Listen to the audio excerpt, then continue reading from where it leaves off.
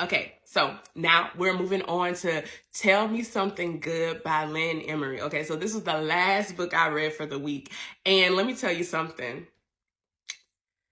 I liked it a lot. It is a romance novel. It's a Black romance novel, mind you. Black romance novel. And it's also from the 90s. So I've seen on my For You page some folks being like, I can't find, or the controversy of the not being able to find Black authors who write romance novels. Not the reason that I thought it wasn't true is because my aunt constantly had me reading, and she was constantly reading romance novels by Black people all throughout the 80s and the 90s, and she gave me half of them. This is one of them. So this is one she had, and like I said, my heart hurts every time I see a book that's like, you know, broken in the front, but I'm not getting rid of it. This is my baby. This book takes place in Louisiana, which where I'm from, honey. So the main character, she is a art exhibitionist. So she's getting her degree and her master's and all that good stuff. And then the guy she falls for, or does she?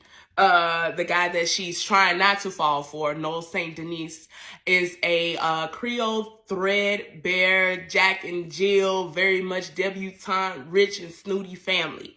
And he is quite the charmer. He is quite the charmer. She goes to his family's business because she is working for a company that's actually trying to appraise their art to see if they can sell some of it or borrow it out for collections and things like that, because the business has had a little hiccup in the finances department due to a family member who's a part of the company not doing their due diligence. And you see them throughout the book and they get on my everlasting nerve, but I can't give it all away.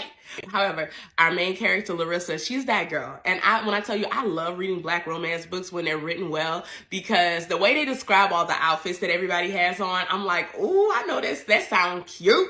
And the way they describe these men, honey, I'd be like, whew, yes, praise them. That's a Black king right there.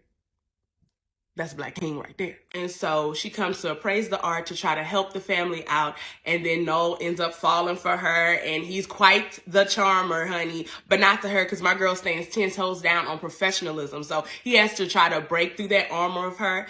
But the twist to all of this is she is actually looking for a painting that his ancestors stole from her family. And actually they ruined her family's name. So this is all the stuff that you know. This is all the stuff we get right here on the little syllabus, you know, the little synopsis, little blurb on the back of the book. So I'm not telling you no spoilers, but there's so many twists and turns that happens in this book, and the way their romance goes, I like that it seems organic. I like that it's not, I'm on page 1 and they don't know each other, they can't stand each other, and by page 5 they're jumping each other's bones. It's like, it's not a short story, it's a novel. Like, I need you to give me the bare bones of it. I need you to give me honesty and reality with the situation, where I'm not like, there's no way that these people will fall for each other. However, this book does deal with colorism, which I'm very happy that it does, because it deals with colorism and classism, and those are two very big things that happened in Louisiana. I grew up there all my life, like, and it heavily deals with colorism. And I've never actually read a romance novel that deals with colorism, and it addresses that mug head on.